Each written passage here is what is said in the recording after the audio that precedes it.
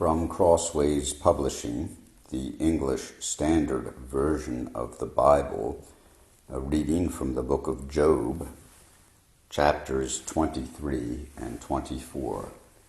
Job, chapters 23 and 24. Then Job answered and said, Today also my complaint is bitter. My hand is heavy on account of my groaning. Oh, that I knew where I might find him, that I might come even to his seat. I would lay my case before him, and fill my mouth with arguments. I would know what he would answer me, and understand what he would say to me. Would he contend with me in the greatness of his power? No, he would pay attention to me. There an upright man could argue with him, and I would be acquitted forever by my judge. Behold, I go forward, but he is not there, and backward, but do not perceive him. On the left hand, when he is working, I do not behold him. He turns to the right hand, but I do not see him. But he knows the way that I take. When he has tried me, I shall come out as gold. My foot has held fast to his steps. I have kept his way and have not turned aside. I have not departed from the commandment of his lips. I have treasured the words of his mouth more than my portion of food. But he is unchangeable, and who can turn him back? What he desires, that he does, for he will complete what he appoints for me, and many such things are in his mind. Therefore I am terrified at his presence. When I consider, I am in dread of him. God has made my heart faint. The Almighty has terrified me. Yet I am not silenced because of the darkness, nor because thick darkness covers my face. Why are not times of judgment kept by the Almighty?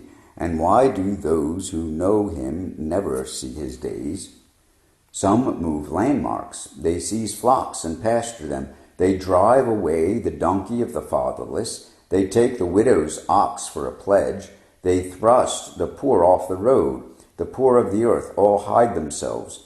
Behold, like wild donkeys in the desert, the poor go out to their toil seeking gain. The wasteland yields food for their children. They gather their fodder in the field, and they glean the vineyard of the wicked man. They lie all night naked without clothing, and have no covering in the cold. They are wet with the rain of the mountains, and cling to the rock for a lack of shelter. There are those who snatch the fatherless child from the breast, and they take a pledge against the poor. They go about naked without clothing. Hungry they carry the sheaves. Among the olive rows of the wicked they make oil. They tread the winepresses, but suffer thirst. From out of the city the dying groan, and the soul of the wounded cries for help. Yet God charges no one with wrong. There are those who rebel against the light, who are not acquainted with its ways, and do not stay in its paths. The murderer rises before it is light, that he may kill the poor and needy, and in the night he is like a thief. The eye of the adulterer also waits for the twilight, saying, No eye will see me, and he veils his face. In the dark they dig through houses, by day they shut themselves up. They do not know the light, for deep darkness is morning to all of them, for they are friends with the terrors of deep darkness. You say, Swift are they on the face of the waters. Their portion is cursed in the land. No treader turns toward their vineyards. Drought and heat snatch away the snow waters. So does Sheol those who have sinned. The womb forgets them. The worm finds them sweet. They are no longer remembered. So wickedness is broken like a tree. They wrong the barren, childless woman, and do no good to the widow.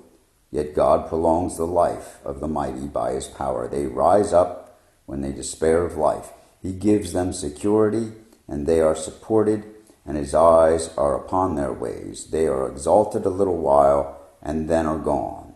They are brought low and gathered up like all the others. They are cut off like the heads of grain. If it is not so, who will prove me a liar, and show that there is nothing in what I say? Here ends the reading of the book of Job, chapters 23 and 24 in the English Standard Version of the Bible by Crossways Publishing.